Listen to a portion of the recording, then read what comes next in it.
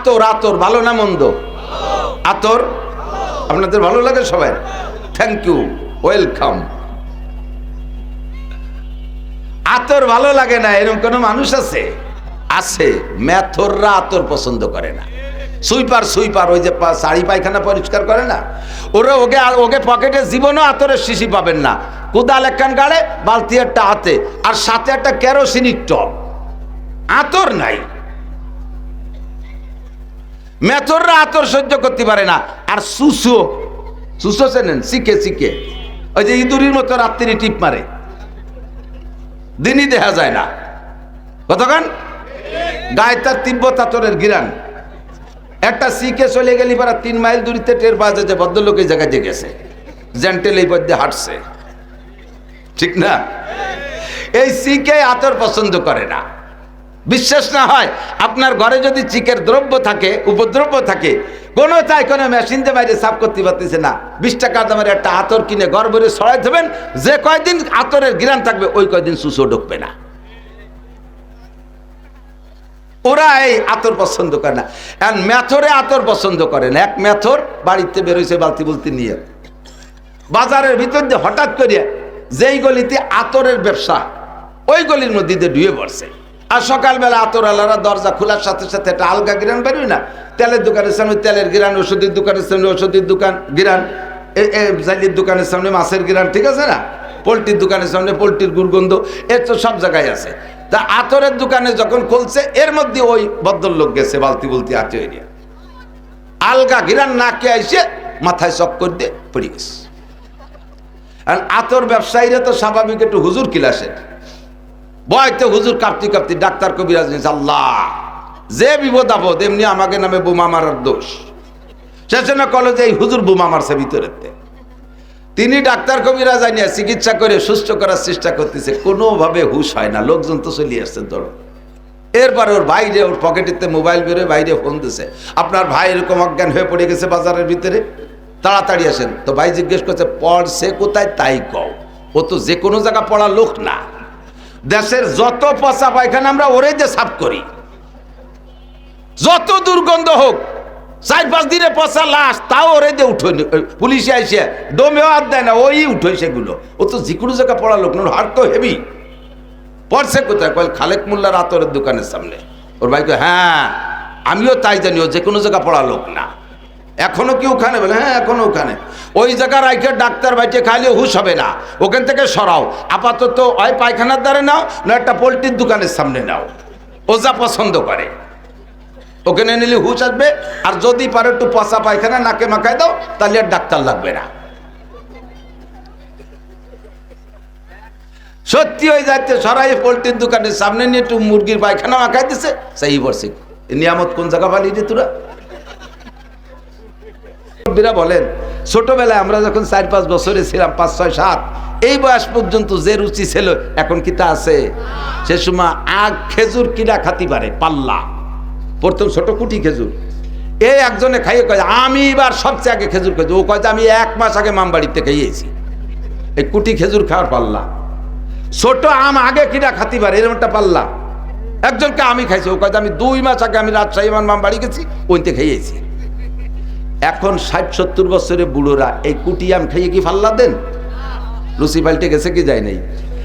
জান্নাতে যাওয়ার পরে কি হুজুর বললেন, দুনিয়ায় জান্নাতের বাগান হলো হেলাকুজ জিকির। যে জায়গা আল্লাহর জিকির হয়, আল্লাহর বড়ত্বের আলোচনা হয়, কোরআন সুন্নাহর আলোচনা হয়, ওই ময়দানটাই হলো জান্নাতের বাগান। বলি সুবহানাল্লাহ। অবশ্যই আমরা এ জায়গা সুদ ঘুষ কিভাবে খাইতে হয় এর প্রশিক্ষণ দেব না। জিনা ব্যভিচার চুরি ডাকাতি লুচ্চমি কিভাবে করতে হয় এর প্রশিক্ষণ এখানে আমরা দেব না। কি মনে হয় দেব নাকি? এগুলো কিভাবে গাঁজা সংগ্রহ করতে ইন্ডিয়ার থেকে, এরপরে আঞ্চলিক ডিলারি করে কিভাবে এটা সাপ্লাই দিতে হয়, এ বুদ্ধি আমরা এ জায়গা দেব না। আবাল সরকার বাউল আবাল না, বাউল আবাল না, বাউল আবাল সরকার আল্লাহকে নিয়ে যে ধরনের কটূক্তি করেছে, আমরা তা করব না, বরঞ্চ ওর মতো আনাড়ি বাস্টার্ড বেহায়া বেশরমকে উপযুক্ত জবাব দিয়ে দেবো এখান থেকে। তো সব মিলে আমরা এখানে মানব জাতির কল্যাণের সুপরামর্শ দেব ইনশাআল্লাহ। কিভাবে মানুষ দুনিয়ায় সুখে থাকতে পারে, পরকালে কিভাবে নাজাত পেতে পারে, এ পরামর্শ এখানে হবে। আর এর নামই হলো শরিয়াত। আর শরিয়াতের প্রত্যেক বিধিবিধান নিয়ে আলোচনা হওয়াটা যে মজলিসে হয়, ওই মজলিসের নাম নবী আলাইহিস সালাম জান্নাতের বাগান রেখেছেন। অবশ্যই জান্নাতে কাফের, মুশরিক, হিন্দু, বৌদ্ধ, খ্রিস্টান, ইহুদ, নাসারা, মোরতাদ, বেঈমান, হরিপদ, নলে, ঋষি, গৌর গোবিন্দ, ব্যানার্জি, চ্যাটার্জি, ভট্টাচার্য আছেন একদল, এরা কেউ জান্নাতে যাবে? কি বিশ্বাস যাবে? যাবে না। জান্নাতে যাবে কারা? আবু বকর, উমর, উসমান, আলী, তলহা, জুবায়ের, বিলাল, আম্মার, সুহাইব, আব্দুল্লাহ ইবনে ওমর, আব্দুর রহমান ইবনে আবি বকর, জামাল উদ্দিন, কামাল উদ্দিন, আব্দুর রহিম, আব্দুর রহমান, আয়েশা, ফাতেমা, খাদিজা, রহিমা, মারিয়া, মাসিয়া, এই নামের মানুষগুলোই জান্নাতে যাবে। আর আমরাই এই নামের অধিকারী। কথা বলুন ঠিক না? হরিপদ নামের কেউ আছেন নাকি এর মধ্যে? হিন্দু ভাইরা কেউ থাকলে হয়তো শুনতে অনেক সময় আসে, আমাদের ভক্ত আছে, মোহাব্বত করে, তো তারা আসে, আল্লাহর কাছে দোয়া করে আল্লাহ তাআলা যেন যদি কেউ এসে থাকে এখানে, তাকে যেন হিদায়াত নসিব করে, তাকেও যেন এই মজলিসের বরকতে আমাদের সাথে জান্নাতে যাওয়ার যোগ্যতা দান করে। তো আমরা এখানে যারা আশেপাশে আসি, বাজার মেলে, মাহফিল উপলক্ষে একটা মেলা মেলে, যথেষ্ট খাদ্য খোরাক আসে। এ খাবারগুলো আজকে না খাইলে আগামীকাল তো এগুলো দুনিয়ার কোথাও খুঁজে পাওয়া যাবে না। যদি পাওয়া যায় তা আজকে সেই জায়গায় আড্ডা না করে এই মাহফিল আবার কাল থাকবে না, এটা আজকে পর্যন্ত শেষ। যেটা আজকেই শেষ সেটাকে আজকেই ধরে নিতে হবে, যেটা পরবর্তীতে পাওয়া যাবে সেটা পরবর্তীতে খুঁজে নেব, আজকেরটা আজকেই ধরে নেব, এটাই জ্ঞানীর পরিচয়, ঠিক না? আল কাইয়িসু মান দানা নাফসাহু ওয়া আমিলা লিমা বাদাল মাউত। হুজুর বলেন চালাক, জ্ঞানী, হুঁশিয়ার, বুদ্ধিমান। চালাক, জ্ঞানী, হুঁশিয়ার, বুদ্ধিমান ওই ব্যক্তি মান দানা নাফসাহু, যে নিজেকে নিজে যে কোনো কৌশলে দিনদার বানানোর চেষ্টা করে, ওয়া আমিলা লিমা বাদাল মাউত, আর মরার পরে যে নেকামল লাগবে, এই নেকামল কোথায় গেলে কিভাবে কৌশলে সংগ্রহ করা যায় সেই কৌশলটা অবলম্বন করে, এই লোকটা অরিজিনাল চালাক। আর এর এগেনস্টে বোকা, ধামড়া, আবাল, আসুসা, আপাউদুয়া, যা কিছু আছে বলার মতো, আহমক, বেয়াকুব, আনাড়ি, কমবক্ত, পোড়া কপালে, হতভাগ্য, দুর্ভাগা ওই ব্যক্তি মান আতবা নাফসাহু হাওয়াহা, তার মনে যা চায় তাই করে, মনে যা চায় তাই করে। আর মন এমনই ভাবে আল্লাহ সৃষ্টি করছে মানুষের মনকে, মনে কোনোদিন ভালোতা চায় না। কতক্ষণ আলেম বলেন, পীর বলেন, মাশায়েখ বলেন, পাবলিক বলেন, যেই বলেন না কেন, মনের ভিতরে একটা টান সবসময় খারাপের দিক থাকে। একটা নাপাক গান যদি কানে উড়িয়ে আসে, মনরে বুঝাই যে মনে শোনা তো না যায়, তারপরও কানে কয় ভালোই তো শোনা যাচ্ছে, যেটা আস্তে আস্তে আটি একটু শুনতে যাই। আমারও মনে কয়, আপনারও মনে কয়, মনে কোনোদিন ভালোতা চায় না। আর কপাল পোড়া বুকা হতভাগ্য সে মান আতবা নাফসাহু হাওয়াহা, তার খাহেসাতে নফসানিতে যা চায়, যা মনে চায়, মদ খাইতে চায়, বিড়ি খাইতে চায়, গাঁজা খাইতে চায়, সুদ খাইতে চায়, ঘুষ খাইতে চায়, আজে বাজে ছবি দেখতে মনে চায়, এগুলো যা মনে চায় তাই করে। ফাঁকে ফাঁকে ওয়াতামান্না আলাল্লাহ, আর আল্লাহর উপরে আশা করে বসে থাকে আল্লাহ বেচতে না দিয়ে পারবে না। আল্লাহ কয় পারবো না, না পারবো, পারার সময় দেইস, যখন পারাপারির দিন আসবে সেই দিন দেখিস পারি না পারি, কি করতে পারি। আমার এক নাম যেমন রহমান, আমার এক নাম যেমন রহিম, আমার এক নাম যেমন গফফার, আমার এক নাম যেমন গফুর, আমার আরেকটা নাম কিন্তু কহ্হার। আরেকটা নাম কি? কহ্হার। আমার গফফার নামও আমার নাম, গফুর নামও আমার নাম, মানে পরম ক্ষমাশীল। রহিম রহমান পরম দয়াশীল, এটা আমার নাম। আবার কহ্হার চরম, কি বলা হয়, চরম রাগী, চরম শক্ত, চরম কঠোর, এটাও কিন্তু আমার নাম। আমি কয়টা নামের আত্মপ্রকাশ করবো আর দুই একটারে বাদ রাখবো, ওই স্বভাব আমার না। যেটা যখন আসে তখন সেইটি দিয়ে আমল করব। তো যখন কাহার নাম দিয়ে ধরা শুরু করব, তখন তুমি বুঝবা যে তুমি মন চাহি জিন্দেগি করছো আর আমি তোমারে অনায়াসে ছাড়িয়ে দেব, অত সস্তা না। তো চালাক জ্ঞানী হুঁশিয়ার কে? যে নিজেকে নিজে দিনদার বানায়, বড় আবু আমিল আলিমা বাদাল মাউত, পরকালের জন্য আমল করে প্রস্তুতি নেয়। আমরা কখনো বোকার পরিচয় দেব না। এই সবে বরাতে 2 কেজি জিলাপি কিনে মসজিদে দিয়ে হুজুরের দায়িত্ব দেয়, হুজুর আমারে আর আমার আব্বারে ভেস্টে ফাটাই দিয়ে আমি একটু বিড়ি খেয়ে আসি। আজ তো দাতাল না, 2 কেজি জিলাপি দিয়ে কয় বাপেটা ভেস্টে যাবে, তার দায়িত্ব দেশে হুজুর রে। আর মসজিদের মুসল্লিরা দোয়াই রোগে ভেস্তে দেবে, আর উনি বিড়ি খেয়ে বেড়াবে বাড়ি দিয়ে। এটা সম্ভব না। যদি তাই এত সস্তা হতো, তাহলে আব্দুল গফফার সাহেব শেষ রাত্রে উঠে শীতের রাত্রে তাহাজ্জুদ পড়তেন না। মুফতি ইসমাতুল্লাহ কাসেমি শীতের রাত্রে উঠে গোসল ফরজ হইলে কইরা তারপরে দাঁড়ায় দাঁড়ায় তাহাজ্জুদ পড়তেন না। সাহাবাই কেরাম মাঠে ময়দানে যাইয়া বউ বাচ্চাকে এতিম করে রেখে গলা কাটায় দিতে না, যদি 2 কেজি জিলাপি দেই বেচতে কিনা সহজ হতো।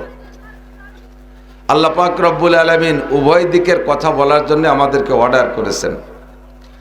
আম্বিয়া আলাইহিমুস সালাতু ওয়াস সালামকে আল্লাহ তাআলা রূহের জগতে আলাদা বাছাই করে নিয়ে, নবীদের সংখ্যা 1 লক্ষ, মতান্তরে 2,24,000, এটা না।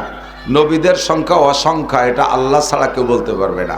কাকে কোথায় কখন নবুয়তি দিয়ে কাজ নেছে এটা আল্লাহই জানে। তাই ছাড়া মানুষের মধ্যে নবী আলাইহিস সালাম জানতেন, তিনি আমাদেরকে সংখ্যা সঠিক বলে যান নাই।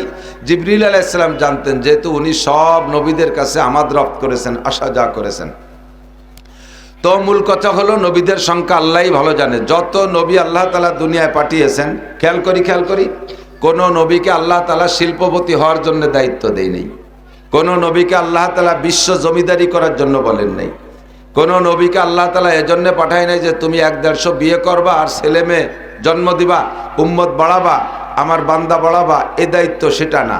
এগুলো নৈতিক, এগুলো কি বলা হয় আভ্যন্তরীণ রুচি, এটা নৈতিক দায়িত্ব। বাকি মূল দায়িত্ব হলো যে কাজের জন্য আল্লাহ তাআলা নবীদেরকে পাঠিয়েছেন, সেটা হলো মানুষের কাছে আল্লাহর বাণী পৌঁছে দেওয়ার জন্য, হেদায়েতের জন্য, দাওয়াতিল আল্লাহ, আল্লাহ ভোলা মানুষকে আল্লাহর দিকে ডাকার জন্য। তো এবার এই কাজের জন্য আল্লাহ তাআলা বাছাই করেছেন 2.5 থেকে 3 লক্ষ বা তার চেয়েও বেশ কম নবী রসুলকে রুহের জগতে বাছাই করে নিয়ে আলাদা একটা জায়গায় বসাইয়া রব্বুল আলামিন নিজ হাতে নিজ জবানে তাদেরকে বয়ান করে প্রশিক্ষণ দিয়ে তাদের চরিত্রকে সেভাবে গঠন কইরা, যাতে কিয়ামত পর্যন্ত কোনো মানুষ কোনো নবীর চরিত্রের উপরে চুল পরিমাণ, তিল পরিমাণ কলঙ্কের দাগ লাগাইতে না পারে, এমন পুত পবিত্র যোগ্যতা দিয়ে আল্লাহ তাআলা দুনিয়ায় পাঠিয়েছিলেন। বিশ্বাস হয় কি না? একটু বলেন, হয় কি না? কোন নবী রসুলকে আল্লাহ তাআলা এভাবে চরিত্রহীন করে পাঠায় নাই। যেভাবে অমুসলমানরা নানানভাবে আমাদের নবী সম্পর্কে সমালোচনা করে, কটূক্তি করে, এটা তাদের ব্যাপার। গ্রাম্য বাংলায় বলে, আমাদের ওদিক বলে, আপনাদের ওদিক বলে কিনা জানি না, নিজে যেমন ডেমনি পাড়ার মানুষটা মনে করে তেমনি, এরকম একটা কথা আছে। নিজে যেমন ডেমনি পাড়ার মানুষটা মনে করে তেমনি। রাতের বেলায় এক পুকুরে 3 কোনায় 3 জন গোসল করতেছে, রাত 3টে, 3:30, 4টের দিক। তো এই 3 গোসলওয়ালা 3 কারণে গোসল করে, কিন্তু 3 জনে মনে করে যে আমিও যে কারণে গোসল করি উনিও মনে হয় সেই কারণে গোসল করে। একজন ফরজ গোসল হয়েছে, ফরজ গোসল আদায় করতেছে, যে নামাজ পড়তে যাইতে হবে, ফরজ গোসল আদায় করতেছে। আর একজন চুরি এরিয়া এসে গায়ে মাটি মুটি মায়েছে, সেই মাটি ধোয়ার জন্য গোসল করতেছে। আর একজন প্রত্যেক রাত্রে তাহাজ্জুদের আগে গোসল করা তার অভ্যাস, গোসল করে তাহাজ্জুদ পড়ে, সে লোক তাহাজ্জুদের গোসল করতেছে। এবার 3 কোনায় 3 জন এক জায়গা তো না, প্রত্যেক এক একজন আর 2 জন সম্পর্কে নিজে যে জন্য গোসল করতেছে সেই মন্তব্য করবে না? যেজন ফরজ গোসল করতেছে সে মনে মনে কয়, না না, এ কাজ খালি আমি একা করি না, আরো মানসি করে, ওই তো ওই যে 2 জনও পাইছি সাথে। আর যেজন তাহাজ্জুদের জন্য গোসল করতেছে সে শুকর আদায় করতেছে, আলহামদুলিল্লাহ, আল্লাহ এই এলাকায় খালি আমি একাই তাহাজ্জুদ পড়ি না, আরো মানুষও তাহাজ্জুদের গোসল করে। অথচ তার মধ্যে একটা চোর, আর 2 জনের মধ্যে একটা কি, যে চোর সে গোসল করে আর কয়, চুরি খালি আমিও রি, তাই ভাবছিলাম আরো চোর আছে। অথচ ওই 2 জন কেউ ফজর পড়বে আর কেউ তাহাজ্জুদ পড়বে। আর একে আর আরবিতে বলে আলমার ও ইয়াকিসু আলা নাফসিহি। প্রত্যেকটা মানুষের স্বভাব হলো অন্য মানুষকে নিজের সাথে তুলনা করা, নিজের মতো ধারণা করা। যারা আমার নবী সম্পর্কে কটূক্তি করে, নবীকে চরিত্রহীন বলে, আমি বলবো তারা নিজেরা চরিত্রহীন বলে মনে করে নবীরাও এইরকম। আসতে বল, টের পান নাই? যারা নবী সম্পর্কে কটূক্তি করে, নবীকে চরিত্রহীন বলে, নবীদের চরিত্রের উপরে কি বলা হয় সমালোচনা করে, তারা নিজেরাই ওই সমালোচনার অধিকারী, তারাই নিজেরাই ওই দোষে দোষী, যার কারণে মনে করে আমিও যেমন খারাপ অন্যরা মনে এরকম খারাপ। তাই ছাড়া আল্লাহ পাক নবী রসুলদেরকে পবিত্র করে বানাইছে। নবী আম্বিয়া আলাইহিমুস সালামকে আল্লাহ পাক দুনিয়ায় পাঠিয়ে সমস্ত নবীদের দায়িত্ব দিয়েছে। নবীরা মাদ্রাসায় পড়াইতেন না, এরকম মাদ্রাসা ছিল না। KG, kindergarten, high school, college, primary, বিশ্ববিদ্যালয় এরকম সিস্টেমের শিক্ষালয় বিদ্যালয় ছিল না। নবীদের দায়িত্ব ছিল, নবীরা এভাবে মাইকও পাইতেন না, কথা বলেন। আর নবীরা লেখালেখানির মাধ্যমে উম্মতকে লেখাপড়া শিখেন নাই। কোন নবীর হাতের লেখা বই পুস্তক খুঁজে পাওয়া যাবে না। তবে সব নবী বক্তা ছিলেন, সব নবী বক্তা ছিলেন। আম্বিয়া আলাইহিমুস সালামকে আল্লাহ তাআলা বয়ান করার জন্য উম্মতের কাছে পাঠিয়েছেন। আমাদের নবীকে আল্লাহ পাক বলেন, ওমা আলাইকা ইল্লাল বালাগ, আপনার দায়িত্ব উম্মতের কাছে পৌঁছিয়ে দেওয়া। ইয়া আইয়ুহার রাসূলু বাল্লিগ মা উনজিলা ইলাইকা মির রাব্বিক, হে নবী আপনি আপনার উম্মতের কাছে আল্লাহর পক্ষ থেকে যা কিছু পেয়েছেন, পাওয়া কথাগুলো পুঙ্খানুপুঙ্খ উম্মতের কাছে পৌঁছাইয়া দিবেন। একটা কথাও গোপন করতে পারবেন না। যদি লজ্জায় কোনো কথা গোপন করেন, এই কথাটা প্রকাশ করার আর কেউ থাকবে না। যেহেতু মা কানা মুহাম্মাদুন আবা আহাদিম মির রিজালিকুম ওয়ালাকিন রাসূলুল্লাহি ওয়া খাতামান নাবিয়্যিন, আপনার পরে আর নবী আসবে না। আগে যত নবী পাঠিয়েছি, একজন নবীর কাছে কিছু শরীয়ত দিয়েছি, পরবর্তীতে আরো নবী আসবে বিদায় সম্পূর্ণ শরীয়ত ওই নবীর কাছে দেই নাই। যেগুলো বাকি ছিল পরের নবীর মাধ্যমে দিয়েছি, এরপরে যা বাকি ছিল পরের নবীর মাধ্যমে পাঠিয়েছি। কিন্তু আপনি চলে যাওয়ার পরে আসমান থেকে শরীয়ত বহন করে উম্মতের কাছে নেয়ার মতো আর কোনো নবী নাই। কাজেই আপনার কাছে কিয়ামত পর্যন্ত আনেওয়ালা ছোট বড় সব মানুষের প্রয়োজন সাপেক্ষে যত শরীয়ত লাগবে সব আপনার কাছে দিয়েছি। এর একটা কথাও আপনি লজ্জায় গোপন করবেন না, কোনো ভয়ে গোপন করবেন না। নেতারে ভয় পেয়ে গোপনে ওই কথাটা গোপন করবেন না। মেয়ে ছেলেদের কাছে নিজের কন্যার মাসালা, মেয়েলি মাসালা জিজ্ঞাসা করেছে আপনার মেয়ে, তারপর আপনি লজ্জায় কথাটা বলবেন না, এরকম যেন হয় না। ফাইল্লাম তাফাল, যদি সব কথা উম্মতের কাছে না পৌঁছায় দেন, ফামা বাল্লাগতা রিসালাতা, প্রমাণিত হবে আপনি আপনার রিসালাত আর নবুয়তের দায়িত্ব সঠিকভাবে পালন করেন নাই। আপনাকে আমার কাঠ গড়ায় দাঁড়াতে হবে। এই সাউন্ড কম, মাইকে টানতেছে না, বুক ব্যথা হচ্ছে। বাইরে ভালো আছে, মাইক্রোফোনে টানতে হচ্ছে না। ফাইল্লাম তাফাল ফামা বাল্লাগতা রিসালাতা, সব কথা না পৌঁছাইলে আপনাকে আমার কাঠ গড়ায় দাঁড়ায় জবাব দিয়ে যেতে হবে। মেয়েলি মশালাও যদি হয় আপনার মেয়ের মশালা, সেটা আপনি গোপন করতে পারবেন না। এই মশালার ভিত্তিতে সাহাবায়ে কেরাম তো যুদ্ধে যাইতেন দূরে দূরে। হুজুরের জামাতা হযরত আলী, হুজুরের জামাতা হযরত উসমান, তাই না? দুনিয়ার অনেক জায়গায় অনেক কথা বলা যায়।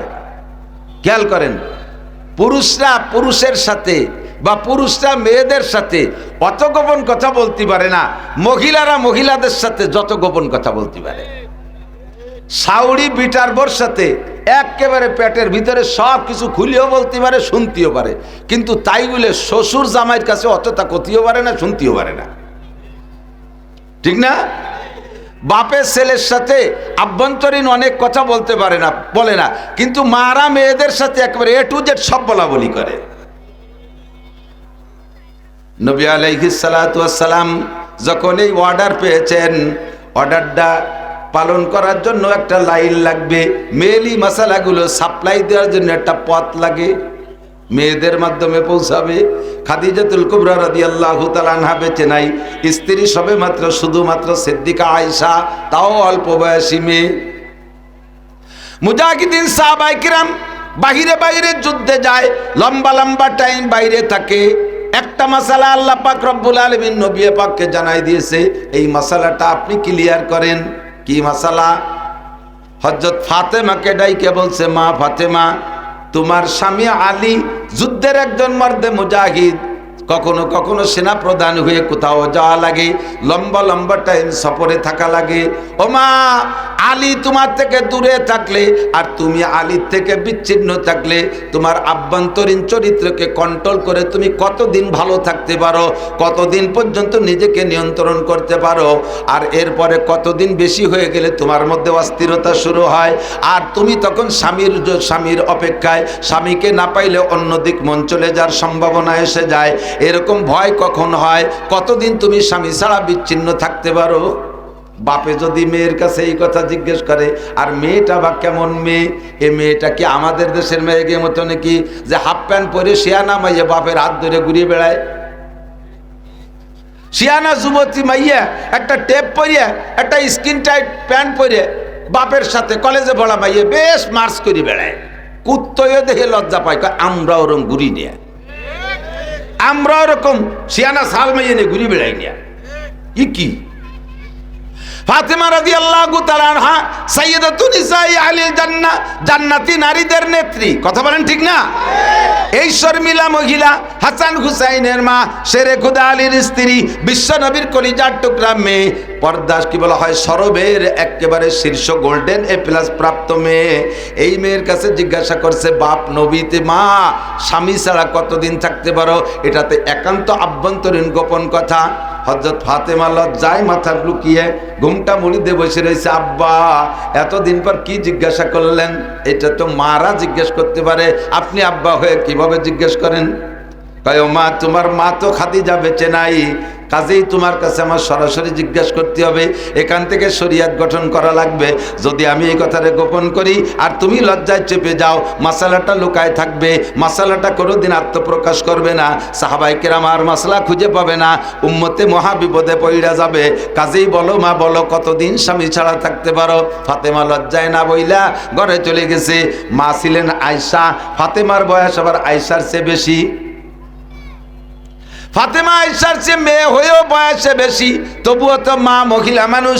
আব্বা জিজ্ঞেস করছে নাছরবান্দা, মায়ের কাছে যে বলতেছে আম্মু আপনি আব্বুকে বলে দেন আমি আমার স্বামী ছাড়া 4 মাস পর্যন্ত, আমি আমার স্বামী ছাড়া 4 মাস পর্যন্ত দূরে থাকতে পারি। 4 মাসের পরে যাইয়া আমার স্বামীর শখ আসে, স্বামীকে কাছে পাইতে শখ হয়। 4 মাসের পরে যে আমার ভিতরে অস্থিরতা আসে। নবী আলাইহিস সালাতু ওয়াস সালাম আয়েশা রাদিয়াল্লাহু তাআলা আনহা নবীকে বললেন, ফাতেমা বলেছে 4 মাস পর্যন্ত ধৈর্য ধারণ করে থাকতে পারে। বাস নবী আলাইহিস সালাতু ওয়াস সালাম সাহাবায়ে কেরামদের জন্য বাইরে দূরে চাকরির জন্য সর্বোচ্চ টাইম 4 মাস ধার্য করলেন। 4 মাস শেষ হওয়ার আগেই যে যত দূরে থাকুক তারে ছুটি দিয়ে বাড়ি পাঠাইতে হবে। সেখান থেকে আমাদের মুরব্বীরা তবলিগের টাইম কয় চিল্লা, জোর হলো না কয় চিল্লা? আর একটু বলেন কয় চিল্লা? 3 চিল্লায় কয় মাস? 3 চিল্লায় কয় মাস? 4 মাসে ঠিক করা হয়েছে। আল্লাহু আকবার। ফাইল্লাম তাফাল ফামা বাল্লাগতা রিসালাতা। এই গোপন মশালাগুলো যদি নবী ওখানে প্রকাশ করে না যাইতেন, তাহলে আমরা এখন বিভ্রান্তের মধ্যে পড়ে যাইতাম, মশালাগুলো কোথায় খুঁজে পাইতাম? নবী আলাইহিস সালামকে বলেন, হে নবী আপনাকে এভাবে বয়ানের জন্য পাঠিয়েছি। ইয়া আইয়ুহান নাবিয়্যু, হে আমার প্রিয় নবী, ইন্না আরসালনাকা, নিশ্চয় আমি আপনাকে প্রেরণ করেছি শাহিদা ওয়া মুবাশশিরা ওয়া নাযীরা ওয়া দাইয়ান ইলাল্লাহি বিইذনিহি ওয়া সিরাজাম মুনীরা। একটু জোরে বলি আল্লাহু আকবার। হে নবী আপনাকে দুনিয়ায় পাঠিয়েছি উম্মতের মধ্যে অনেক কাজ দিয়ে, তার ভিতরে এই আয়াতের ভিতরে 5টা গুণের কথা আছে, 6টা গুণের কথা আছে। 1 নম্বরে ইয়া আইয়ুহান নবী, আপনাকে নবী হিসেবে পাঠিয়েছি। নবী হওয়ার পরে আপনার কাজ হলো আপনাকে প্রেরণ করেছি শাহিদান, খেয়াল শাহিদান, উম্মতের পক্ষে বিপক্ষে কিয়ামতের মাঠে সত্য সাক্ষ্যদাতা হিসেবে আপনি যেভাবে সাক্ষ্য দিবেন আমি কিয়ামতের ময়দানে ওইভাবে বিচার করব। আপনি যার পক্ষে বলবেন ওরে আমি ছেড়ে দেব, আপনি যার বিপক্ষে বলবেন তাকে আমি ধরে ফেলবো। নবী আলাইহিস সালাম সাক্ষী দিলে বা না দিলে উম্মতে কে কোথায় কি করে, বান্দারা কে কোথায় কি করে আল্লাহ দেখে কি দেখে না? যুবক বলো দেখে কি দেখে না? তুমি পাট বাগানে যেয়ে গাঁজা কিনা বেচা করো, এদিক পাট হয় না? এমনি সময় পাট কাটা হয়ে যাওয়ার পরে মাঠঘাট খোলা হয়ে যায়, এই সময় গাঁজা কেনা বেচা করা ভারী কঠিন। যত পাট বড় হয় গাঁজা এবার ব্যাপারীরা তত খুশি হয়। খুব নিরাপদ জায়গা, কারণ পুলিশও জায়গা যে দায় ধরতে পারবে না, জড়ায় গলায় পড়ে যাবে। তুমি যে জায়গা দাঁড়াইয়া যা করো না কেন, মাইলফিজু মিন কাউলিন ইল্লা লাদাইহি রাকিবুন আতীদ, মুখ থেকে যে কথা বের করবা সে কথা ফেরেশতারা, গোয়েন্দা ফেরেশতারা কাঁধে বসে লেখে এবং সব অডিও ভিডিও করে রাখে। সাথে সাথে আমার আল্লাহ দেখে কি দেখে না? আল্লাহ বান্দাকে যেভাবে দেখেন এই দেখা হিসাবে বিচার করবে না, বিচারের জন্য সাক্ষী ব্যবহার করবেন। আর সত্য সাক্ষী হবে আমাদের জন্য আমাদের নবী। বলেন না সুবহানাল্লাহ। আল্লাহু আকবার। নবী পাক বললেন, আল্লাহ আমি সাক্ষী দেব কাদের পক্ষে? বিপক্ষে। আমার সামনে যারা আছে এদের সম্পর্কে বললে সত্য হবে, যারা চলে গেছে পিছনে, আর যারা সামনে আমি মারা যাওয়ার পরে আসবে তাদেরকে তো দেখি নাই আর দেখব না, তাদের ভালো মন্দ আমি কিভাবে বলবো? আল্লাহ পাক রব্বুল আলামিন বলেন, বন্ধু আপনার জন্য আমি একটা কম্পিউটার দিয়েছি। শাহরু রমাদান আল্লাযী উনজিলা ফীহিল কুরআন হুদাল লিন-নাসি ওয়া বাইয়িনাতিম মিনাল হুদা, সূচনা থেকে নিয়ে আপনি পর্যন্ত, আপনি থেকে কিয়ামত পর্যন্ত যা ঘটেছে আর ঘটবে, যা এসেছে আর আসবে, যা আবিষ্কার হয়েছে আর হবে, যা ছিল না আর যা কি বলা হয় হবে, এই সবগুলো ওই কম্পিউটারের মধ্যে আছে। আপনি শুধু সফটওয়্যার চেঞ্জ করবেন, আপনি পৃষ্ঠা উল্টোবেন আর এক একটা করে দেখবেন, আর ওই কম্পিউটার দেখে দেখে আপনি যেভাবে যা বলবেন ওই কথা কেউ অস্বীকার করতে পারবে না, কারণ কম্পিউটারের নামে আমি লিখে দিয়েছি জালিকাল কিতাবুল লা রাইবা ফীহি। আল্লাহু আকবার। এই কিতাবের মধ্যে কোনো সন্দেহ নাই, এই কম্পিউটারের মধ্যে কোনো সন্দেহ নাই। ব্যক্তি জীবনের সংবিধান, পারিবারিক জীবনের সংবিধান, অর্থনৈতিক জীবনের সংবিধান, সামাজিক জীবনের সংবিধান, রাজনৈতিক জীবনের সংবিধান, আন্তর্জাতিক জীবনের সংবিধান, সম্পূর্ণ সংবিধান ওই কম্পিউটারের ভিতরে আছে। কম্পিউটার নাম হলো আল কোরআন। একটু জোরে বলেন কি কিতাব? কম্পিউটারের নাম কি? যে 6টা বিধানের কথা বলেছি কোরআনে আছে না নাই? হুজুর বলেন, মান জাআলাল কুরআনা আমামাহু, যে ব্যক্তি কোরআনকে সামনে নিয়ে চলবে, কোরআনের ভিতরে তার সবকিছু দেখতে পারবে।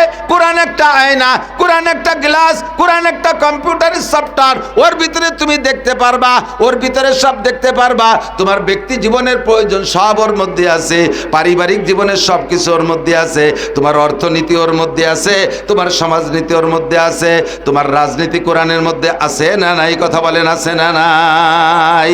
তোমার আন্তর্জাতিক নিয়ম কোরআনের মধ্যে আছে। কাজেই কোরআনকে সামনে নিয়ে যে ব্যক্তি চলবা, ওর চলাটা, ওর জীবন বিধান, ওর জীবন যাপন হবে আল্লাহ চাহি, রব চাহি জীবন যাপন। আর যার জীবন যাপন হবে রব চাহি, নবী পাক বলেন কাদাহু ইলাল জান্নাহ, হাসরের মাঠে কোরআন খানকে আপনার সামনে ছেড়ে দেওয়া হবে, আর কোরআন আপনার হাত ধরে দেয়াত কো, আপনার হাত ধরে বেচতে নিতেও না, কোরআনে হাত ধরে বলবে তাল মাই আমার সাথে আসেন, কাদাহু ইলাল জান্নাহ, কোরআনে হাত ধরে টানতে টানতে জান্নাতের মধ্যে পৌঁছাইয়া দিবে। বলেন সুবহানাল্লাহ। ওয়া মান জাআলাল কুরআনা খালফা যারিহি, আর যে ব্যক্তি কোরআনকে পিছিয়ে রাখবে, কোরআনের সংবিধান ভালো লাগবে না, কোরআনের আইন পছন্দ হবে না, কোরআনের আইনকে জুলুম মনে করবে, আছে না নাই? কথা বলেন। যে যেমন তার স্বভাবও, কোরআনের আইন সবার ভালো লাগার কথা না, সব জিনিস সবার ভালো লাগেও না। কথা কর না কেন?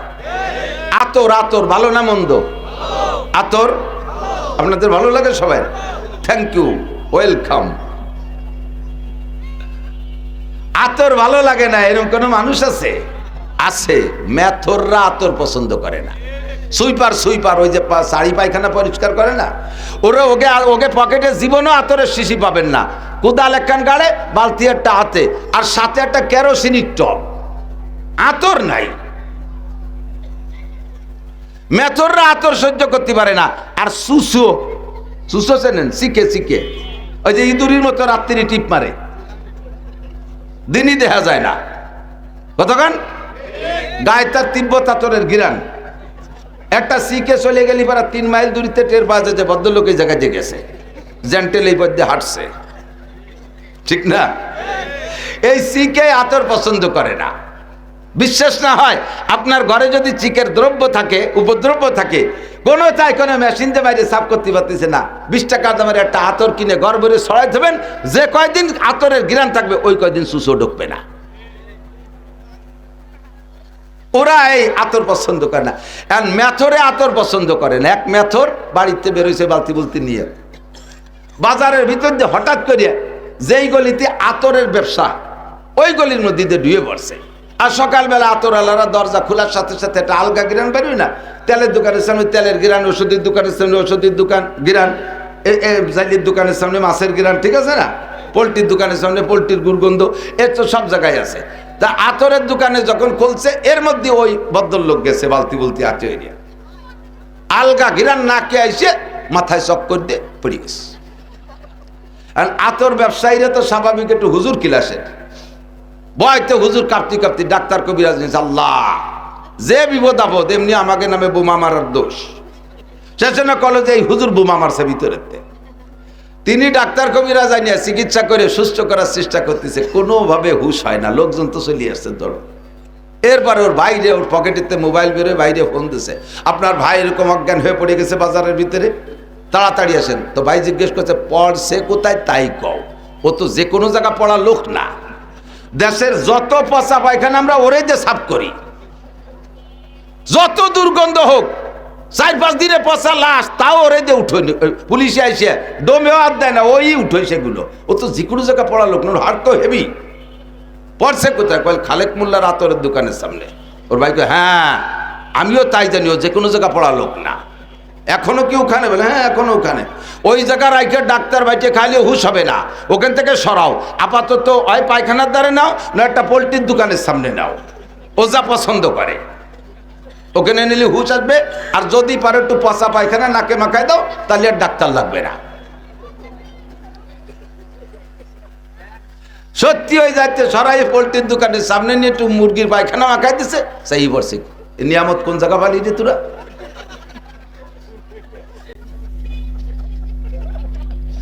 কদরে গওহার সাবদানা দিয়া বেদানা জওহারি, কদরে গওহার ডাব সাবদানা দিয়া বেদানা জওহারি, কদরে গুলবুল বুল বেদানা দিয়া বেদানা সাপরি।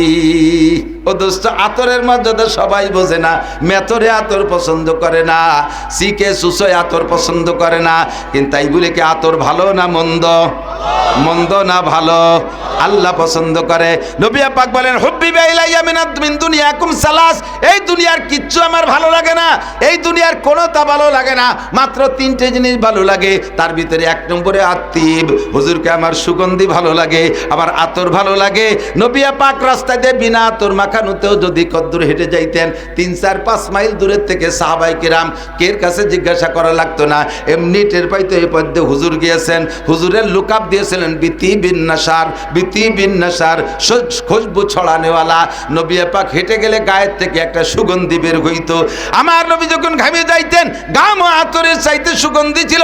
সাহাবায়ে কিরাম গায়ের থেকে শিশি বোতল ভরে রাখতেন। নবী পাক সালাম কোরআনের সংবিধান ভালোবাসে আবু হানিফা, শাফি, আহমদ, মালিক, বুখারী, মুসলিম, তিরমিজিওয়ালা, আব্দুল কাদের জিলানী, মুঈনুদ্দিন চিশতি, নিজামুদ্দিন আউলিয়া, কুতুবউদ্দিন বখতিয়ার কাকি, শাহ ওলিউল্লাহ মুহাদ্দিসে দেহলভী, শাহ আব্দুল কাদের মুহাদ্দিসে দেহলভী, শাহ আব্দুল কাদের জিলানী রহমাতুল্লাহ আলাইহি, আরে আশরাফ আলী থানভী, হুসাইন আহমদ মাদানী, রশিদ আহমদ গাঙ্গুহি, আশা শামসুল হক ফরিদপুরি, মুহাম্মদুল্লাহ হাফেজি, মুফতি আব্দুল গফফার, মুফতি ইসমাতুল্লাহ কাসেমি। আমার এলাকার নামাজি মুসলমান, আমার এলাকার মুসলমান, আমার এলাকার মুসলমান, আমাদের দুনিয়া বাঙালি মুসলমান কোরআন ভালোবাসে, কোরআনের সংবিধান ভালোবাসে। কথা বলেন, যেই কোরআনী সংবিধান ভালোবাসে না তারে আমরা কি বলতে পারি? যে আতর পছন্দ করে না তারও যা বলতে পারি, কোরআনী সংবিধান যে পছন্দ করে না তারও সেই মেথরা আর সিকে বলতে পারি। ওটা সুইপার আর সিকা, সুইপার আর দাঁড় কাউয়া, কাউয়া সেরেন কাউয়া, কাউয়া 2 প্রকার, দাঁড় কাকার পাতিকার। তার ভিতরে দাঁড় কাউয়াটা হলো বেশি নোংরা জাত। ও পাইছে বিলির মধ্যে যাইয়ে চকের মধ্যে যে একটা শামুক, পচা পচা শামুক, শামুক পয়সে শীত হয়ে রয়েছে, ভিতরের মাংসটা পয়সে আর পোকা বিড়বিড় করতেছে। ও তো খুশিতে বাঘ একে চুমুকি বোতল খালিয়ে ফেলেছে। এরপরে এত গিরানালা বোতল, দুনিয়ায় যত যা কিছুতে দুর্গন্ধ আছে তার ভিতরে অন্যতম দুর্গন্ধ হলো পচা শামুক আর পচা ডিম।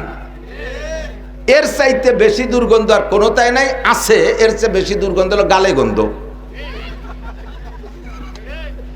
গালে গন্ধটা এর সব চাইতে বিশ্রী লাগে।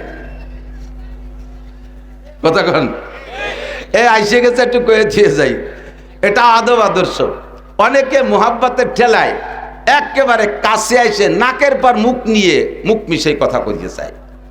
আমার মুখে একটা গন্ধ আছে, এটা আমি টের পাই না। যদি আমি টের পাইতাম আমার মুখের গন্ধ, তাহলে ওই গন্ধে বমি হতে মরি যেতাম।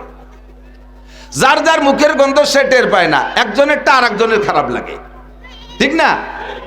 নাকের পর আইছে মুখ মিশাইয়ে মোহাব্বতের ঠেলায় মুখ মিশাই কথা বলতে চায়। এত যে কই যে ভাই একটু সরিয়ে বসেন, আর কি কয়ে সরাবো? যদি কই তোমার গালে গন্ধ, তাহলে ওর কষ্ট হইবে না, তা তো কোয়া যায় না। কিন্তু বক্কাত বক্কাত করিয়েছে, নাকতিছে নাকের মধ্যে, মাথা ঘুরিয়ে যাচ্ছে ওর গালের গন্ধ জ্বালায়। দায় থেকে জায়গায় জায়গায় আমি কই ভাই আমার মুখে একটু গন্ধ আছে, আপনার কষ্ট হতে পারে, একটু সরিয়ে বসেন। এছাড়া আর কি কব কান্দি দেই? মানুষের সাথে কথা বলার আদব হলো দূরত্ব বজায় রেখে কথা বলা, দূরত্ব বজায় রেখে কথা বলা। মুখের সাথে অনেকের মুখে একটু কথা বলার সময় থুক সেটে হালকা বার্তা সিটে পারে, এটা কোনো আইব না, এটা আল্লাহ যারা যেরকম বানাইছে। এখন এই মুখ থেকে থুক সেটে আপনি মুহির বয়সে কথা বলতেছেন, গাল ভরা পান রয়েছে, ফসফস করে স্প্রে অতি তালে রয়েছে।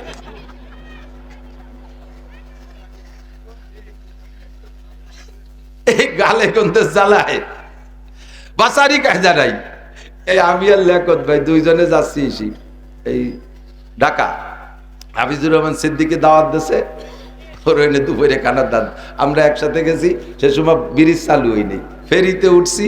এই নগর কান্দা না সালতার কিনা যেন একজন যুবক ফেরির ওই মাথাতে আমারে দেখিয়া লোকের মধ্যে যে মার মার করতে করতে ছুটে চলে আইছে। আয় সেই জড়ায় ধরছে, এমন ভেবে আংটার মতো জড়াই দিকে হুজুর কান্দিয়ে দিচ্ছে না, আইসে দিচ্ছে তা জানি না, গলা জড়াই দিয়ে ওই পাশে মুখ। সারা জীবন ধরে আপনারে দুইবার দেখছি, তার প্রথম আজকে। সারা জীবনে আমার দুইবার দেখছি, তার প্রথম বলে আইস।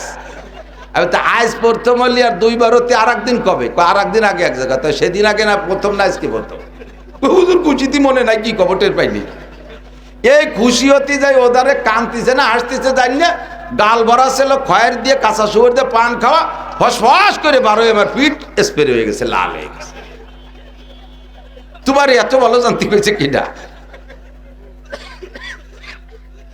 পচা শামুক, পচা ডিম, গালে গন্ধ, জম্মের খুব দুর্গন্ধ, এটা খুব ঘৃণিত গন্ধ। দাঁড়কাও এবার পচা শামুকেরটা পাইয়া ভিতরে মালটুক চুমুক দেখাইয়া বোতলটারে এই শামুকটারে মুখে করে নে উড়াল দিয়ে যাইয়া দাঁড়াইছে নারকেল গাছের ডালের পর। নিচের দিক তাকায় দেখে গোলাপের বাগান, জবা ফুলের বাগান, হাসনাকিনের বাগান, রজনীগন্ধার বাগান, বিভিন্ন ফুল দিয়ে একটা পার্ক বানাইছে, একটা বাগান বানাইছে। ওর ভিতরে গোলাপের ডগায় একটা বুলবুল পাখি বসা।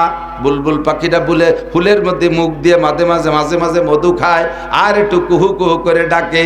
বুজুর্গারে দিন বলেন, সদায়ে কুমরিয়া বাসাদ বকুকু बगोशे मंदराया दल लगो हो चमन में चू चुकर कहते हैं बुलबुल के फूलों में अल्लाह मियाँ तू ही तो है तू ही तो है तू ही तो আমরা শুনি কুহু কুহু করে ডাকে, আসলেও কয় আল্লাহ মিয়া তু হি তু আল্লাহ ফুলের মধ্যে তুমি, ফলের মধ্যে তুমি, মধুর মধ্যে তুমি, পানির মধ্যে তুমি, ফুলের পাপড়ির মধ্যে তুমি। তাই তোমার জিকির করি আর তোমার মধু খাই। ও তো আল্লাহর প্রেমে পড়ে গেছে ফুলের মধ্যে মুখ দিয়া, ও জিকির করে আর মধু খায়। ওর ওই অবস্থা দিকে কাউও নারকেল গাছের ডালে বসিয়া নিচের দিক তাকায় দেয় যে বুলবুল পাখিতে এই করতেছে। এবার বুলবুল পাখিরে কাউ ওই জায়গা বসে ধিক্কার দেয়, ভৎসনা দেয়, গালি দেয়, তিরস্কার করে। ও বুলবুল পাখি, তুই আমার পাখি বংশের কলঙ্ক, আমার পাখি বংশের ইজ্জত গেছে তোর নামে। জীবনে কোনোদিন একটা মারা গরু খেয়ে দেখলি না, কোনোদিন একটু পচা শামুক খেয়ে দেখলি না, এতে কি স্বাদ? কোনোদিন একটা মরা মুরগি খেয়ে দেখলি না, পায়খানাতে দুটি ফোকা খেয়ে দেখলি না। সারাটা জীবন ফুলের মধ্যে মুখ দিয়ে বসে বসে জীবনটা বৃথা নষ্ট করলি। তোর কারণে আমার পাখি বংশের কেলেঙ্কারি। তোর মতো দুশ্চরিত্রের পাখি হতে পারে না। সারা জীবন ফুলের মধ্যে মুখ দিয়ে বসে রয়েছিস, কাউ জোরে গালি দেয়। বুলবুল পাখি কয়, তোর মতো এরকম অকথ্য ভাষায় তো আমি বলতে পারবো না, আমি তোর আরবিতে জবাব দেই।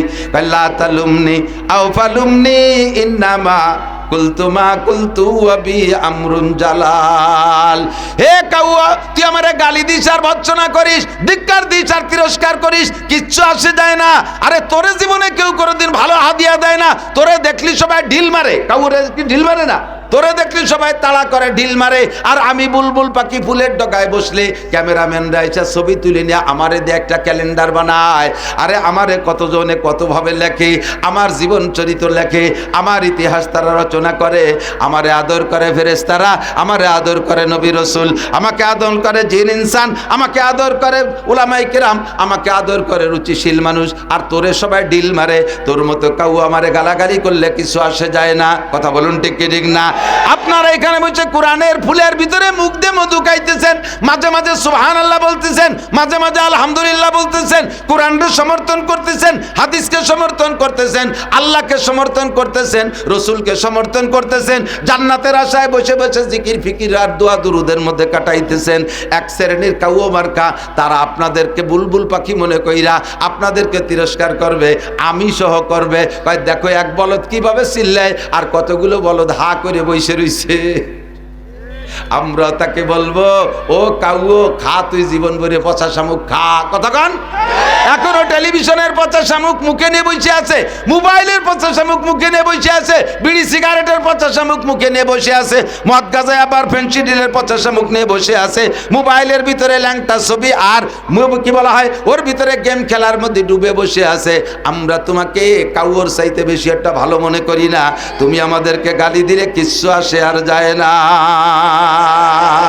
শাহরু রমাদান আল্লাযী উনজিলা ফীহিল কুরআন, আল্লাহ পাক কোরআনে কারীম নাযিল করেছেন রমজান মাসে। ফীহি হুদাল লিন-নাস ওয়া বাইয়িনাতিন মিনাল হুদা ওয়াল ফুরকান। আদম থেকে নবী পর্যন্ত, নবী থেকে কিয়ামত পর্যন্ত যত যাহা কিছু আছে সব কোরআনে আছে না নাই? একটা একটা করে পৃষ্ঠা উল্টাবে, দেখে দেখে বলবে, হে নূহ নবীর উম্মত, তোমরা নবীর সাথে এই করেছো। ইব্রাহিম নবীর উম্মত, হে নমরুদ, তুই আমার ইব্রাহিম খলিলের সাথে এই আচরণ করেছো। আমার নবী কোরআন পড়ে পড়ে সাক্ষী দেবে, নমরুদ অস্বীকার করতে পারবে না। ফিরাউন, তুমি মুসার সাথে এই আচরণ করেছো, নবী পাক সাক্ষী দিবেন, ফিরাউন অস্বীকার করতে পারবে না। আমরা এই সব গল্প কোরআনের মধ্যে পেয়েছি। আর কোরআন কি সত্য না মিথ্যা? কোরআনের মধ্যে সন্দেহ আছে? হ্যাঁ যুবক বলো আছে। যদি কেউ কোরআন সম্পর্কে কটূক্তি করে, আল্লাহ সম্পর্কে যদি কেউ বেয়াদবি করে, তার জন্য আমরা কোর্ট কাছারি আদালত ফৌজদারির অপেক্ষা করতে রাজি। আমরা তাৎক্ষণিকভাবে তাকে জবাব দিয়ে দেব। এই আবাল সরকার বাউল সরকার কয় আল্লাহ মুখ দিয়ে কথা কয় না, হুক দিয়ে কথা কয়।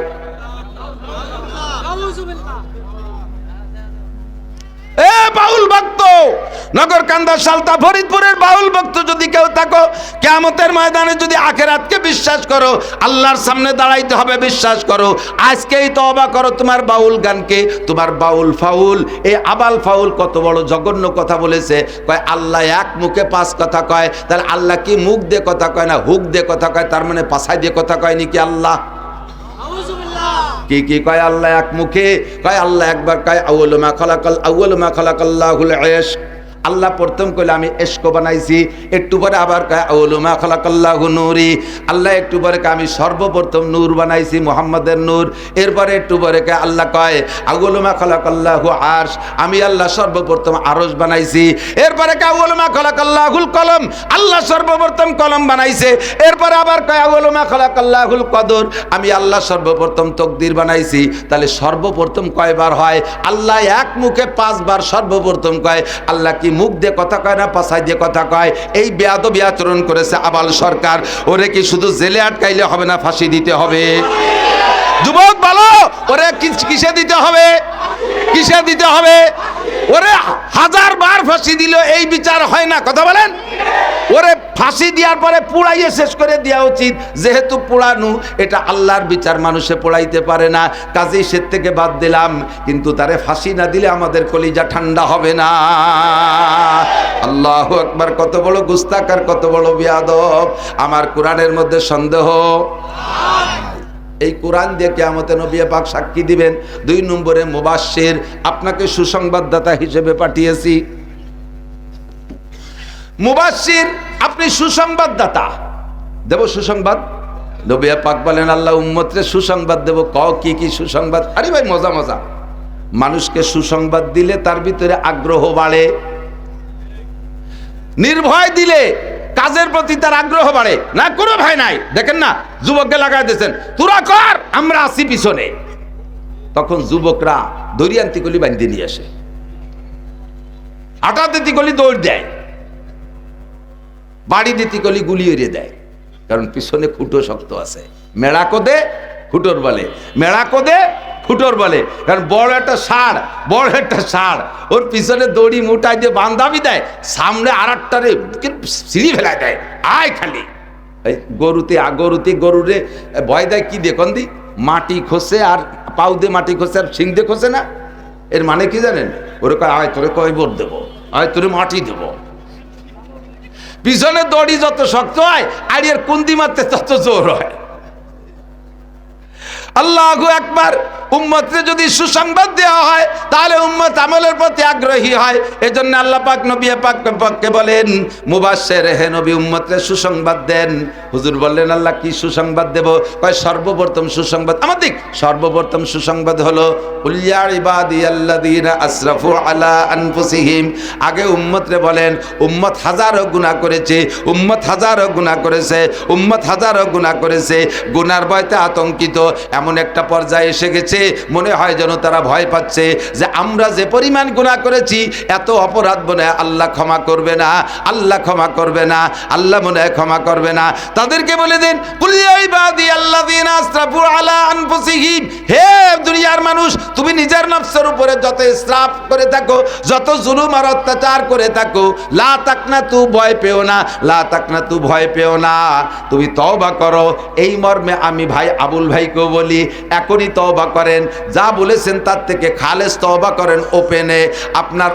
আপনার ওই কটূক্তি যেমন সারা দুনিয়ায় ছড়িয়ে পড়েছে, আপনার তওবাটাও সারা দুনিয়ায় ছড়িয়ে পড়ুক, আল্লাহ ক্ষমা করবে, আমরাও ক্ষমা করে দেব।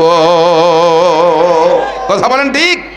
কুল ইয়া ইবাদিয়াল্লাযীনা আসরাফু আলা আনফুসিহিম, নফসের উপরে যারা জুলুম করেছো, লা তাকনাতু মির রাহমাতিল্লাহ, মদ খাইছো, গাঁজা খাইছো, ইয়াবা খাইছো, ফেনসিডিল খাইছো, হিরোইন খাইছো, চুরি করছো, ডাকাতি করছো, নুচ্ছমি করছো, বদমাইশি করছো, জিনা করছো, ব্যভিচার করছো, আইলঠেলা, জাল দলিল, মিথ্যে সাক্ষী, মিথ্যে মামলা, জারি যাত্রা, করসা, গাজীর গান, গুণযাত্রা, এরপরে ব্যারাক, অ্যাডামস, কারিতাস, বিআরডিবি, স্বনির্ভর, জাগরণী চক্র, আশা, প্রশিকা, গ্রামীণ ব্যাংক, দাঁড়াই মুচ্ছ, খাড়াই খাইছো, আইটি পায়খানা করছো, আকাম কুকাম যা করছো জীবন ভরে চলে আসো, তোমার জীবনে সব গুনাহ মাফ করে দেয়া হবে। আপনারা কষ্ট পাইছেন নাকি? তো সুবহানাল্লাহ বলেন না যে কয়জন? এর সে সুসংবাদ আর আমার হাতে নাই। ও ভাই একটা লোক রে, আপনাকে যদি বলতাম আল্লাহ তাআলা বলছেন হ্যাঁ বান্দা ভয় নাই, তোমারে কোটি কোটি নেকি দিয়ে দেব, আমি তাতে অত খুশি না যদি আল্লাহ বলেন তোমার একটা গুনাহ মাফ করে দেব, তাতে যত খুশি হব। বুঝেন? কোটি কোটি নেকি দেওয়ার চাইতে একটা গুনাহ মাফ করে দেয়া বড় পুরস্কার।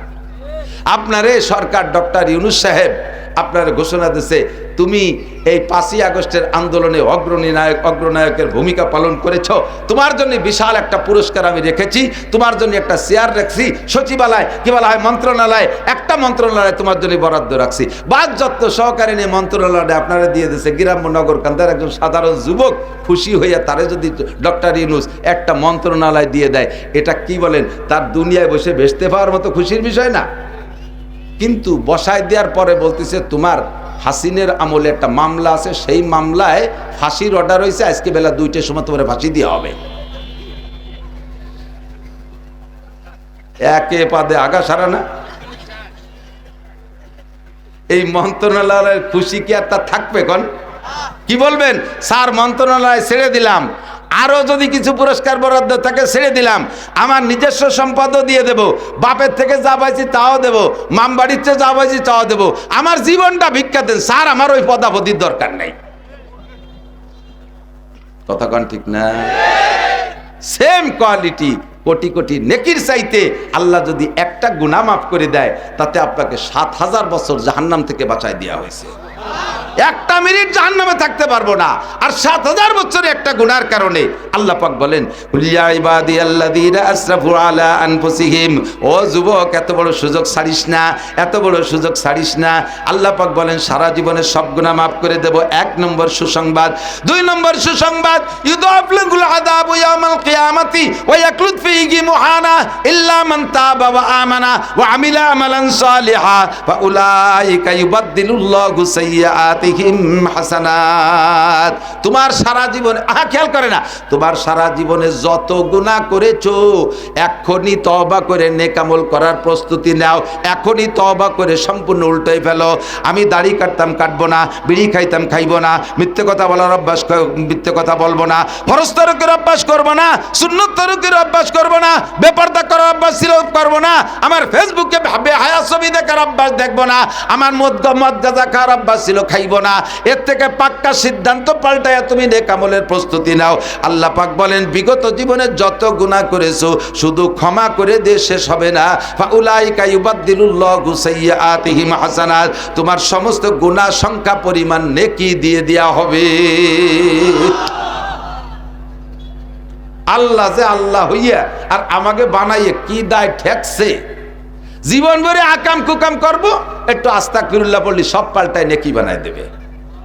এরপরও যদি আমি সেই দরজায় না যাই তাহলে আল্লাহ কি করবে বলেন? তাহলে আল্লাহ যা করবে তাও আল্লাহর হাতে হিসেব আছে। ফি নারি জাহান্নামা খালিদিনা ফিহা আবাদা, বিশাল জেলখানা, ওই জেলখানাতে বেরোতে পারবে না। দুনিয়ায় এখন যারা আপাতত জেলে আজতে গেছে না, অনেক মানুষ গেছে না, এরাও চাইতেছে আল্লাহ কোনো মতে একটা নির্বাচন হোক। নির্বাচনে যে দল ক্ষমতায় আসে আসুক, একটা ক্ষমতাসীন নির্বাচিত সরকার হলেই আত্মীয় স্বজনের মাধ্যমে যে কোনোভাবে আন্ডারগ্রাউন্ডে বস্তা টস্তা দিয়ে মুসা টুসা দিয়ে একটা সাইজ করিয়ে বেরোতে পারবো। এই অপেক্ষায় রয়েছে নির্বাচনের জন্য। হাসরের মাঠে এমন কোনো নির্বাচন হবে না যেই নির্বাচনে আল্লাহ তাআলা ফেল করে আর একটা আল্লাহ আসবে আর সেই আল্লাহরে ঘুষ দিয়ে বেরোয় চলে যাবা, এমন কোনো সুযোগ নাই। আছে আছে? বিচার দিনের মালিক কে? সূরা ফাতিহা পড়ি আলহামদুলিল্লাহি রাব্বিল আলামিন আর রহমানির রহিম। তারপরে মালিক ইয়াউমিদ্দিনের কি মানে? বিচার দিনের মালিক একমাত্র আল্লাহ। সুপ্রিম পাওয়ার আল্লাহর, প্রধান বিচারপতি আল্লাহ, প্রেসিডেন্ট হলে আল্লাহ। আল্লাহ পাক সর্বময় ক্ষমতার মালিক। ওই জায়গায় আর কোনো নির্বাচন হবে না, ও জায়গা ঘুষোঘুষি চলবে না। আল্লাহু আকবার। ইয়াউমা লা ইয়ানফাউ মালুন ওয়ালা বানুন, ইয়াউমা লা ইয়ানফাউ মালুন ওয়ালা বানুন। ওই দিন মাল আর সন্তানে কোনো ফায়দা আসবে না। ইল্লা মান আতাল্লাহ বিকলবিন সালিম। তুমি ফ্রেশ অন্তরে, পবিত্র অন্তরে, পবিত্র কলবে পাক্কা ঈমান নিয়ে যদি যাইতে পারো দোস্ত, জীবনের গুনাহ থেকে তওবা কইরা স্টার্টিং ডান দিক ঘুরাইয়া ফ্রেশ ঈমান আর আমল নিয়ে যদি যাইতে পারো, তাহলে তোমার জন্য রয়েছে জান্নাতিন, আল্লাহ জান্নাতিন তাজরি মিন তাহতিহাল আনহার খালিদিনা ফিহা আবাদা। এমন একটা জান্নাত তোমার দেওয়া হবে, তার মধ্যে 4টে নদী থাকবে। জোরে বলেন কয়টা?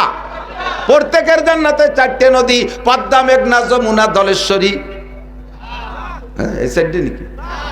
এই সাইডে না। একটা হলো সারবাতান সায়গাল্লে সারিবিন, কলিজা ঠান্ডা করার মতো শুধু শরবতেরই নদী হবে। ও জায়গা চিনি কিনে শরবত খাওয়া লাগবে না, রুয়াবজা কিনে নিয়ে যাওয়া লাগবে না, শরবতের নদী হবে। আসালাম মুসাফা। 2 নম্বরে মধুর নদী। আরে দুনিয়ার মধু খাইতে গেলে চাক কাটা লাগে। মধুর পোকের কামড়ে কি বলা হয়, ঠোঁট ফুলে টেমা হয়ে যায়, চোখ ডবল হয়ে যায়, নাক 3 তালা হয়ে যায় মধুর পোকের কামড়ের কারণে। এই দুনিয়ার মধু খাইতে পোকের কামড় খাওয়া লাগে, জান্নাতের মধু খাইতে পোকের কামড় খাওয়া লাগবে না। জান্নাতের নদী হবে মধুর নদী, বলি সুবহানাল্লাহ। 3 নম্বরে মা আন্তগুরা, পবিত্র পরিচ্ছন্ন আর্সেনিক আয়রন লবণ মুক্ত পানির নদী হবে। একজনের নদীতে আর একজনের যা লাগবে না, প্রত্যেকের নদীর 2 পাশ থেকে ঘাটলা বান্ধা থাকবে। আল্লাহু আকবার। 4 নম্বরে হবে লাবানান খালেসা, জান্নাতে দুধ খাইতে গায়ের ঘাস কাটা লাগবে না, কলই কাটা লাগবে না, ভুসি কিনা লাগবে না, গোল সাফ করে গোবর ফেলানো লাগবে না, কোনো জয় ঝামেলা করা লাগবে না। আরে 2 লিটার দেখে দুধলি ডাইকা দুধ দোয়ানো লাগবে না, যা দুধের শুধু নদী হবে, পরাণ ভরে এক মগ খাবেন আর এক মগ দিয়ে গোসল করবেন, কোনো বাধা নাই, এইরকম জান্নাত। এরপরে বলা হয় ওয়ালাকুম ফিহা মা তাশতাকি আনফুসুকুম ওয়ালাকুম ফিহা মা তাদউন। সব সুসংবাদ। হুজুর বলেন, আল্লাহ বলেন, বলে দেন উম্মতকে, বলে দেন তুমি যদি একটু দুনিয়ায় কিছুক্ষণ কষ্ট করে আসতে পারো, জবানটারে কন্ট্রোল করে আসতে পারো, লজ্জাস্থানরে কন্ট্রোল করে আসতে পারো, কপালটারে হেফাজত করে আসতে পারো, কপালটা আল্লাহর সামনে ছাড়া কাহারও সামনে নত হবে না। এই জিহ্বা দিয়ে হারাম কিছু বক্ষণ করবা না, জিহ্বা দিয়ে অকথ্য ভাষা ব্যবহার করবা না, জিহ্বা দিয়ে গীবত, শিকায়ত, মিথ্যে কথা, গালাগালি, কাজাকাজি করবা না, জিহ্বায় হারাম কিছু দিবা না, জিহ্বাটারে পবিত্র রাখবা। আর হলো আমা বাইনা রিজলাইহে, দুই রানের মাঝখানে ছোট্ট অঙ্গ শরমগাটারে একটু হেফাজত করে আসবা, তাহলে তোমার জন্য জান্নাতের এই নিয়ামত যা বলা হয়েছে এটা তো দেয়াই হবে। আর একটু শুনে নাও, ওয়ালাকুম ফিহা মা তাশতাহি আনফুসুকুম ওয়ালাকুম ফিহা মা তাদউন। মনে যা কল্পনা করবা তাও পাবা, মুখে যা বলবা তাও পাবা। একজন কয় হুজুর আমি তো দুনিয়ায় থাকতে খুব উক্কা খাতাম, উক্কা উক্কা, আগে উক্কা খাতাম মনে আছে মুরব্বী? এই দানিং কালি পোলা পান্ডা উক্কা চেনবে না, উক্কা তো কয় হুজুর আমি তো দুনিয়ায় বড় উক্কা পছন্দ করতাম, উক্কারে যেভাবে চুমো দিছি স্ত্রীর অত মহব্বতের সাথে চুমো দিইনি, এই উক্কা এত খাতাম, আপনাকে কথায় উক্কা ছাড়িয়ে দিছি, কিন্তু উক্কার মহব্বত অন্তরে রয়ে গেছে। বেচতে গেলে কি আল্লাহ উক্কা চাইলে দেবে? খাতি হুজুর,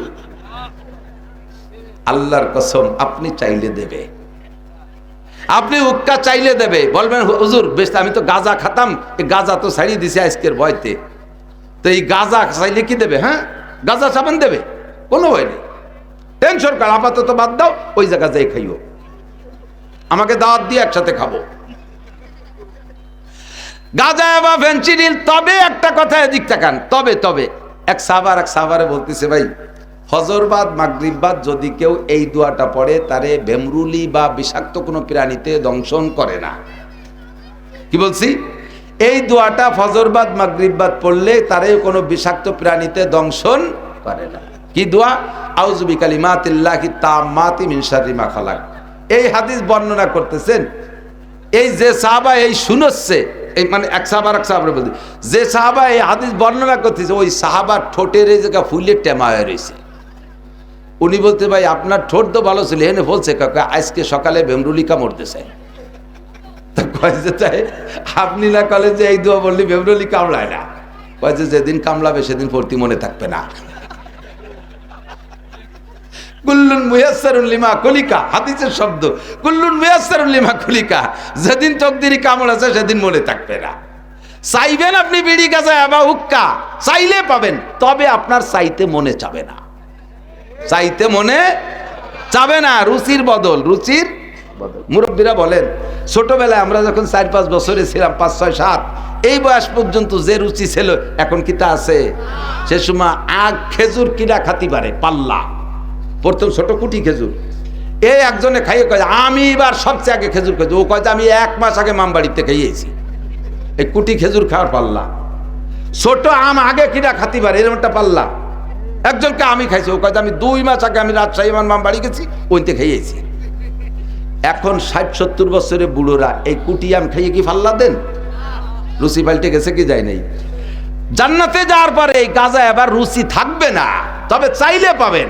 এরপরে আল্লাহ কয় তুমি চেয়ে নাও, কুন্ডা কুন্ডা ভালো লাগে চাও, কি চাবেন চেনেন কি আর কি চাবেন। একজন লোক জীবনে কোনদিন ঢাকা যায়নি, এই পেঁয়াজ রসুন ঢাকায় বেড়ায় সালতা নগরকান্দা শখের মধ্যে দিয়ে, বেশির বেশি একটু বাজারে যায়, নগরকান্দা যায়, পেঁয়াজ টেজ বেশি কি দিয়ে লাগলে ওই আলগা হোটেলেতে 2 রুটি একটু ডাল দিয়ে কিনে খাইয়ে আসে। এই লোকরে একজনের পাম্পটি দিয়েছে, চল চাই দোস্ত সোনারগাঁও হোটেলে বুফে খাবার আছে, 4 ঘন্টার কন্ট্রাক্ট, খালি আশের মতো গিলবি, 2200 টাকা এই উঠোই আসতে হবে। আর ওই লোকটা সোনারগাঁও হোটেলে আবার এই লুঙ্গি ভরে গেলি হয় না, মানে ডাটে সাটে সাহেব সাইজে জাতি হয়, পোশাক আশাক বানায় ডাটে সাইজে গুজে 2 দোস্ত গেছে, 2 জনের একজনও লেখাপড়া জানে না, বকলমে বুথা, বিশেষ করে ইংরেজিতে আলিফও জানে না। যাই টেবিলে বইছে, ফর্দ একখান দিয়ে গেছে, কি কি খাবেন টিক দেন, কলম দিয়ে গেছে, সব ইংরেজিতে লেখা। ভাতের নাম রাইস, গোশের নাম মিট, দুধের নাম কি মিল্ক, এইভাবে সব ইংরেজিতে লেখা। আর ও তো ইংরেজিতে কিছুই পারে না। ওদিকে যদি কয় যে ইংরেজি পারি না, বাংলা একখান দেন, তাহলে এবার সাহেবগিরি ছুটে যায়। শেষে ওই ঠুয়োঠা কলম দিয়ে কলম ধরিয়ে আগা সাগা এটা ওটা ওটা ঠুয়োঠা একটা বাদে তিনটে বাদে একটা, এভাবে খোসা দিয়ে দাগ দিয়ে দিয়েছে। কিছুক্ষণ পরে খাদেমরা ট্রে বেরিয়ে নিয়ে আইছে একটু ফ্যান, একটু খুদ ফুটনু, একটু কুড়োর দাপড়া, যত মুখস্থ মার দিয়েছে, টোয়া দিয়েছে, যত দুর্বল গুলোই খোসা লাগছে। এও খাইয়ে লাস্টে বেতন বিল দিয়েছে কত, কয় ৩৫০০ টাকা। ও এনে চিন্তাতে পলায় যার কোনো পথ আছে নি। এই খুদ ফুটনু আর ফ্যান খাইয়ে ৩৫০০ টাকা, এ আমার ৩ মণ পেঁয়াজের দাম। জীবনও চেনে না তা সোনারগাঁও হোটেলের ভালো তা চাইয়ে খাবে কি রে। আল্লাহ পাক বলবেন জান্নাতের ভিতরে তুমি যা যা বলবা বলো, সেইটা তোমার দেয়া হবে। যেটা যেটা লাগে বলো। আপনি যা চেনেন তাই বলবেন, পিছনে দেখবেন লক্ষ লক্ষ নিয়ামত আপনার অচেনাতা রয়ে গেছে। এখন কি হবে? এবার আল্লাহ পাক বলবেন লাহুম মা ইয়াশাউনা ফিহা ওয়া লাদাইনা মাজিদ। যে কয়টা চাইছো বাকিগুলো এমনি দিয়ে দেওয়া হবে, আর চা লাগবে না, সবগুলো এমনি দেওয়া হবে। যাবেন জান্নাতে, যাবেন? আল্লাহ নসিব করুক, বলে না আমি। যাইতে হলে কিছু, পাইতে হলে কিছু দিতে হয়, কিছু পাইতে হলে কিছু। আল্লাহরে দিতে হবে ইবাদত, আল্লাহরে দিতে হবে কি? আল্লাহ তাই কয় মান কানা ইউরিদুল মান কানা মান কি বলা হয় মান আরা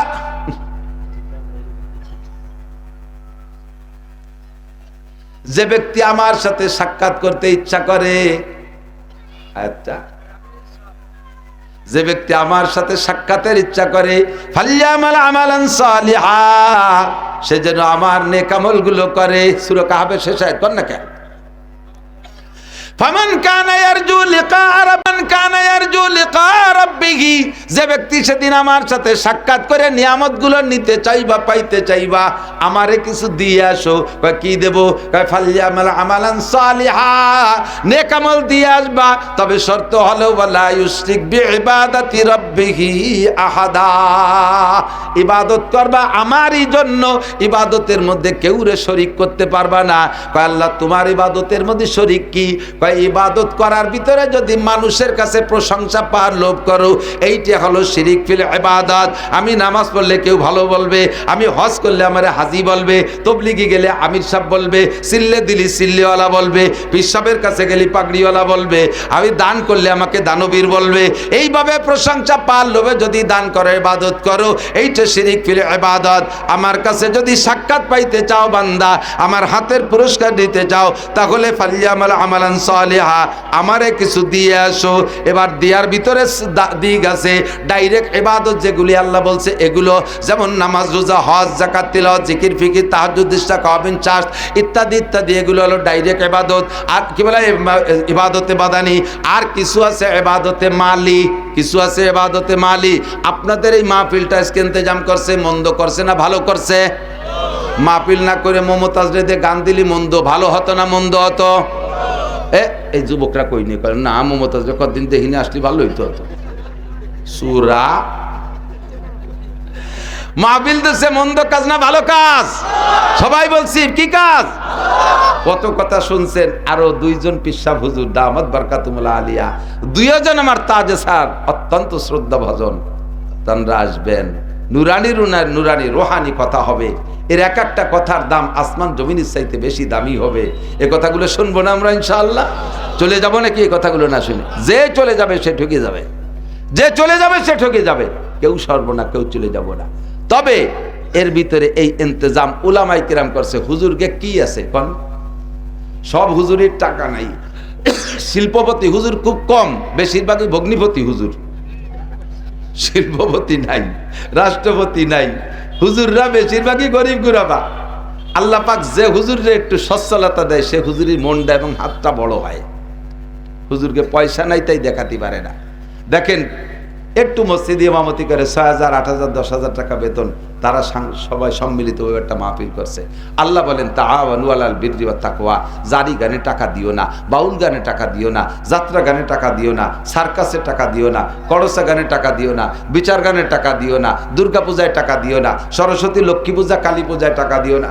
তাআওয়ানু আলাল বিররি, মসজিদে টাকা দাও, মাদ্রাসায় টাকা দাও, মাহফিলে টাকা দাও, কোরআনের মাহফিলে টাকা দাও, তাফসীরের মাহফিলে টাকা দাও, একে অপরকে সাহায্য করো, সহানুভূতি করো। আপনি সাহায্য করবেন, এরা ইন্তজাম করে যে নেকি পাইছে, আপনার সামান্য সাহায্যের বিনিময়ে আল্লাহ তাআলা আপনাকে সমপরিমাণ নেকি দান করবে। যে কোনো ভাবে কামাই করে নেব, রাজি আছেন না? এটা একটা চালাকি, যে আমি আজকে একটু বেশি দিয়ে আমি বেশি না নেকি কামাই করব, এই চালাকিরা করবেন। এর সাথে সাথে এই উলামা পরিষদের একটা কি বলা হয় সদস্য আছে, যেমন বদরি সৈনিকদের 313 জনের একটা সদস্য কমিটি ছিল না, এই নামের উপরে একটা সদস্য কমিটি তারা করে রাখছে। যদি কেউ বছরে 1000 টাকা এই সংগঠনে দিয়ে আপনি এই সৈনিকদের সাথে হতে চান, আল্লাহ তাআলা এদের সাথে আপনাকেও জান্নাতি করে দিতে পারেন। আর বদরি সৈনিকের সংখ্যাটা বড় দামি সংখ্যা, ওই সংখ্যার সাথে মিলে গেলে আল্লাহ তাআলা তাদের সাথে মান তাশাব্বাহা বিকওমিন ফাহুয়া মিনহুম, যার সাথে যার মিল হবে তার সাথে তার হাসর হবে। এই জন্যে যুবক বৃদ্ধ নাই, যেই আছেন বছরে এই সংগঠনে 1000 টাকা দিয়ে আপনি সংগঠনের সদস্য হবেন। আছেন কোন আল্লাহর বান্দা?